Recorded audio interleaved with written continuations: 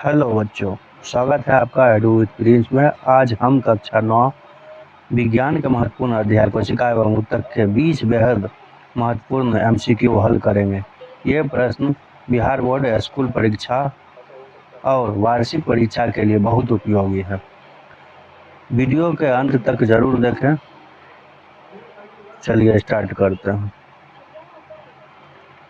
First question कोशिका की खोज किसने की थी? फर्स्ट क्वेश्चन है कोशिका की खोज किसने की थी? फर्स्ट क्वेश्चन है कोशिका की खोज किसने की थी? तो चलिए स्टार्ट करते हैं। फर्स्ट क्वेश्चन है कोशिका की खोज किसने की थी? तो कोशिका की खोज जो है, कोशिका की खोज सर्वप्रथम 1665 ईस्वी में, कोशिका की खोज जो है 1665 ईस्वी में रॉबर्ट हुक साहब ने किए थे।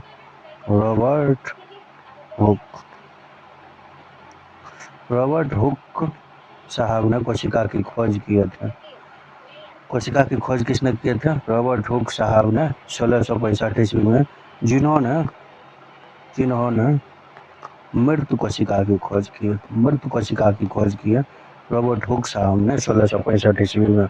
तो सबसे फर्स्ट ऑप्शन होगा कि कोशिका की खोज किसने की थी, तो रॉबर्ट हुक पहला ऑप्शन ही सही हो जाएगा। दूसरा है कि कोशिका का नियंत्रण केंद्र क्या कहलाता है? कोशिका का नियंत्रण केंद्र जो है, कोशिका का नियंत्रण केंद्र जो कहलाएगा, केंद्रक कहलाएगा। फर्स्ट में है माइटोकॉन्ड्रिया, दूसरा है केंद्रक, तीसरा है राइबोसोम, चौथा है लाइसोसोम। तो क्वेश्चन था कि कोशिका का नियंत्रण केंद्रक, कोशिका का नियंत्रण केंद्रक कौन होगा? तो होगा केंद्रक। कोशिका का नियंत्रण केंद्र जो होगा, जिसको हम कहते हैं केंद्रक, कोशिका के नियंत्रण केंद्र को हम केंद्रक कहते हैं। तो आगे बढ़ते हैं। थर्ड नंबर क्वेश्चन है, क्वेश्चन नंबर थर्ड पढ़ेंगे। पौधा की कोशिका भित्ति किसकी बनी होती है? प्लांट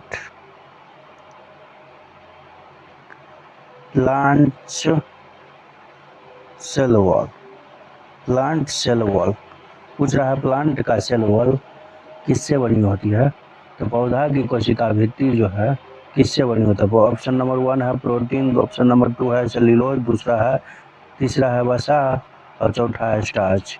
तो जो है पौधे की कोशिका भित्ति सेल वॉल जो है सेल्यूलोज से बनी होती है। सेल्यूलोज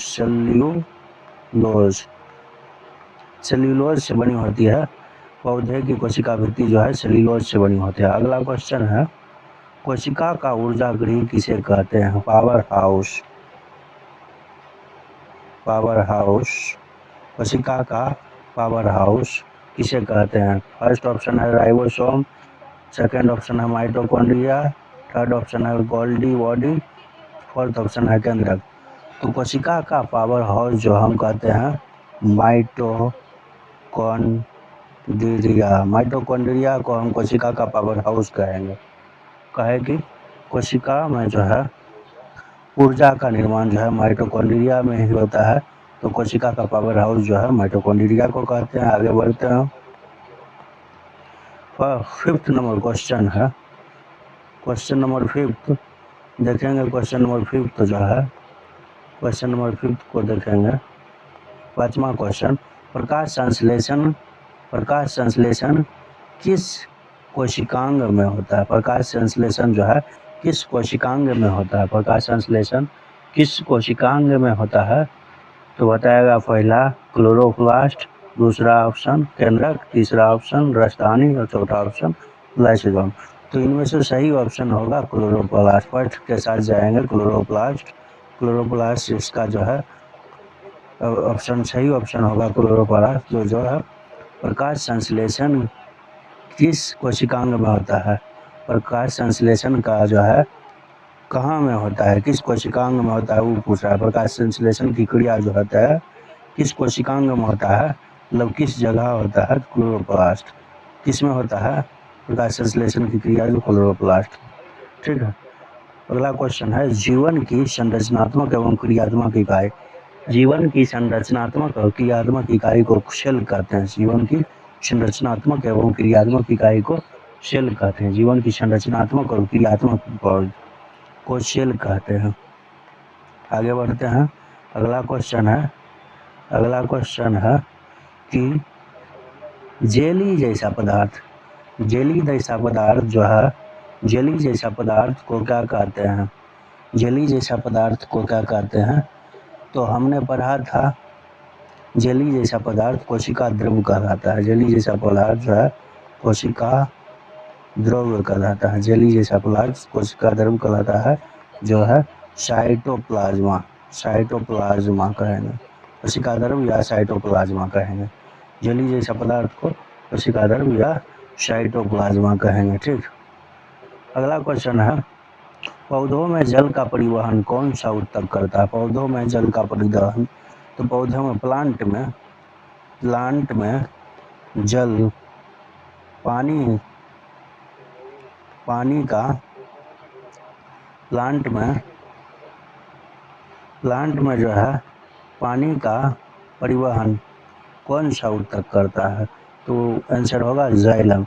जाइलम जो है पौधे में प्लांट में पानी का परिवहन करता है, जाइलम। अगला क्वेश्चन है क्वेश्चन नंबर 9 कि भोजन का परिवहन कौन सा ऊतक करता है? भोजन का परिवहन कौन सा ऊतक करता है? तो प्लांट में भोजन का परिवहन फ्लोएम करता है। फ्लोएम प्लांट में जो है पौधा में भोजन का परिवहन जो फ्लोएम करता है, पौधा में भोजन का फ्लोएम करता है। अगला क्वेश्चन है 10 नंबर।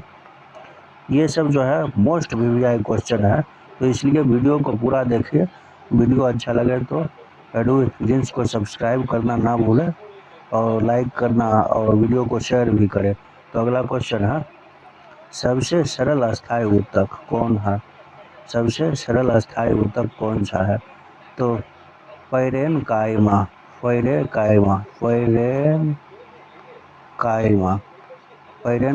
जो है सबसे अस्थायी ऊतक है। पैरेनकाइमा सबसे सरल अस्थायी ऊतक जिसको कहेंगे पैरेनकाइमा को कहेंगे। सबसे सरल जो है अस्थायी ऊतक पैरेनकाइमा। अगला है कि शरीर की सबसे लंबी कोशिका कौन सी है? तंत्रिका कोशिका। शरीर की सबसे लंबी कोशिका हम कहते हैं तंत्रिका कोशिका।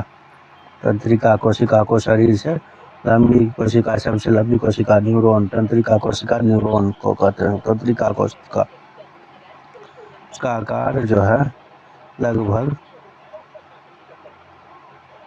न्यूरॉन को हम तंत्रिका कोशिका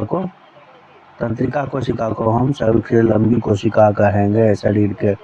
उसके बाद अगला क्वेश्चन है रक्त किस प्रकार का ऊतक है?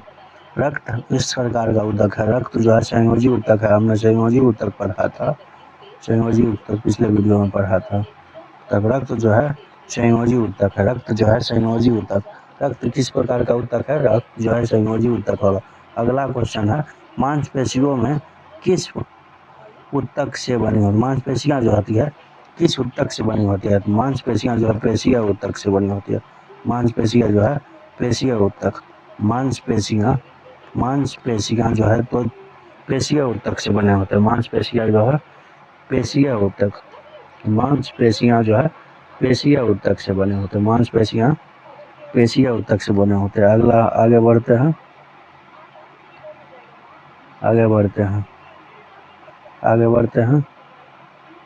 क्वेश्चन जो है तंत्रिका ऊतक मुख्य कार्य क्या है? तंत्रिका ऊतक का मुख्य कार्य क्या होगा? तंत्रिका ऊतक नर्वस टिश्यू का मुख्य कार्य क्या होगा? नर्वस टिश्यू का मुख्य कार्य क्या होगा? तो नर्वस टिश्यू का मुख्य कार्य ऑप्शन होगा कि भोजन बनाना। दूसरा ऑप्शन होगा संदेश को संचार करना, संदेश का परिवहन करना या संचार करना, जल का परिवहन करना या सुरक्षा करना।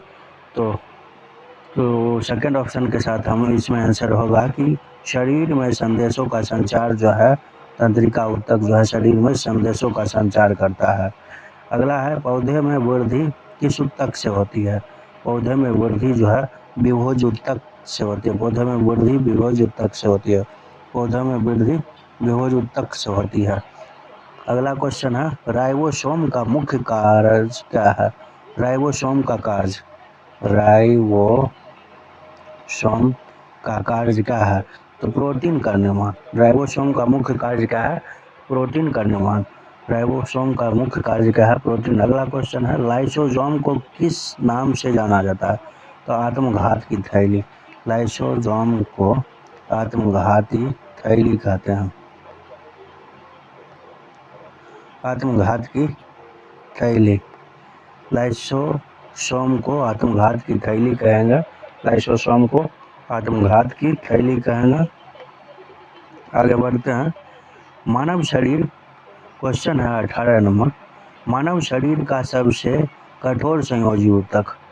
मानव शरीर का सबसे कठोर संयोजी ऊतक जो है अस्थि को कहते हैं, हड्डी।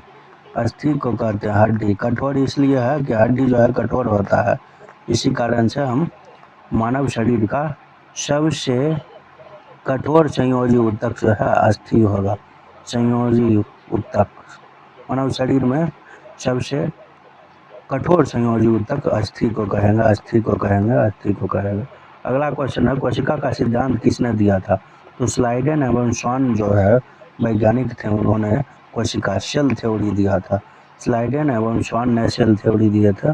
20 नंबर क्वेश्चन है कि अनुवांशिक पदार्थ कहाँ पाया जाता है? अनुवांशिक पदार्थ कहाँ पाया जाता है? केंद्रक न्यूक्लियस। अनुवांशिक पदार्थ कहाँ पाया जाता है? केंद्रक न्यूक्लियस। अनुवांशिक पदार्थ कहाँ पाया जाता है? तो केंद्रक न्यूक्लियस। अनुवांशिक पदार्थ कहाँ पाया जाता है? तो केंद्रक न्यूक्लियस। अगर आपको यह एमसीक्यू वीडियो पसंद आया हो तो वीडियो को लाइक करें, अपने दोस्तों को शेयर करें और एडू विथ प्रिंस चैनल को सब्सक्राइब करना ना भूलें। ऐसा ही बिहार बोर्ड 9th और 10th के महत्वपूर्ण एमसीक्यू के लिए, नोट्स और साइंस के आसान पढ़ाई के लिए जुड़े रहिए। धन्यवाद।